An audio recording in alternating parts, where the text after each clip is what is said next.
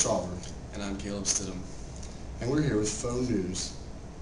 We have a very special report on enhanced interrogation techniques on the Iraq War. As you all know, Al-Qaeda extremists attacked the World Trade Center on September 11th, 2001. In response to these attacks, the Bush administration has okayed the use of enhanced interrogation techniques. Some examples of these enhanced interrogation techniques, also called EITs, include waterboarding, food and sleep deprivation, and stress positions, which include standing or being in any kind of position for long periods of time. Many people and even government officials have questioned the morality of these techniques. Some people believe that these techniques are torturous to enemy prisoners, and some people believe that these techniques are vital to gaining information that protect our country. So the main argument is that these methods are not torture. To prove it is, we gotta volunteer. Now, while only partially simulated, it proves the points we need to prove. Do not try this at home. Nobody was restrained, and it was supervised. Let's do this. All right, are you ready? 3, 2, 1.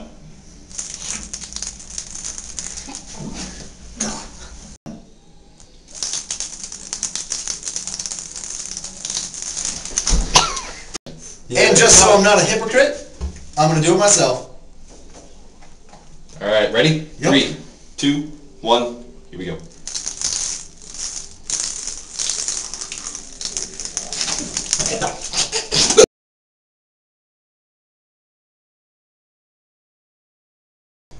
The Geneva Convention of 1949 outlawed these interrogation techniques, but the Bush administration ruled that the Geneva Convention did not apply because Al-Qaeda was a separate entity of Afghanistan. For more information on those that support these techniques, we're going to go to a special report with Sean. Hi, I'm Sean Linstrom here with your special report. We need to understand why some people were in favor of using these techniques. Many people thought that using these techniques on suspected terrorists would be the only way to acquire vital information for stopping these terrorist acts. Many people thought that using these techniques would find out who were the real masterminds of 9/11. People who were opposed to the use of these techniques thought that they were ineffective because the people who were being tortured would say anything to make the pain stop, which brings up the question of, is the information they gave to the military reliable? People who were opposed to using these techniques believe that techniques which would build rapport are more effective on these type of victims. People also believe that these techniques were not morally correct. People were not in favor of torturing victims in order to acquire information. I'm Sean Linstrom here in Baghdad. Now we're going to send you back to the studio. Thanks, Sean.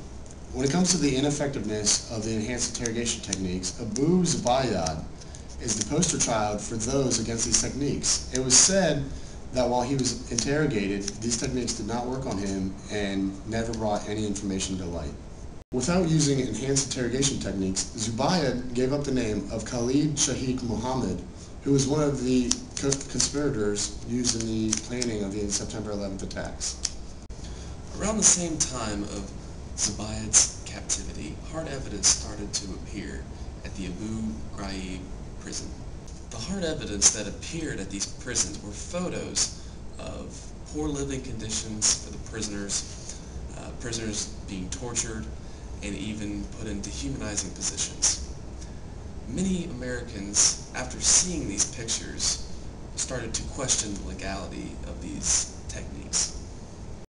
These techniques continued after they were brought to the public's attention because officers were ordered by their superiors in the CIA to continue using them on prisoners. It is important to note that even with the CIA destroying evidence and the hard evidence showing unethical behavior by military officers, nobody in the CIA or the Bush administration was ever punished for any of these actions.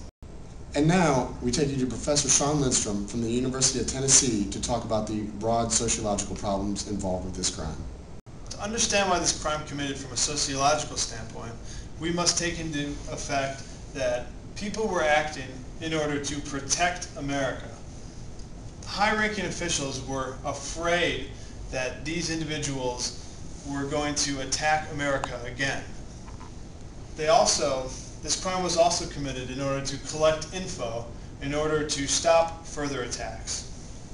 Some would also argue that these crimes were committed because high-ranking officials wanted revenge on those who attacked their nation during the 9/11 attacks. Even though the Bush administration found ways to justify these techniques, they are now deemed to be unethical, immoral, and altogether ineffective. And that's all we have for you tonight at Fox News. I'm Caleb Stidham. And I'm Louis Shawver.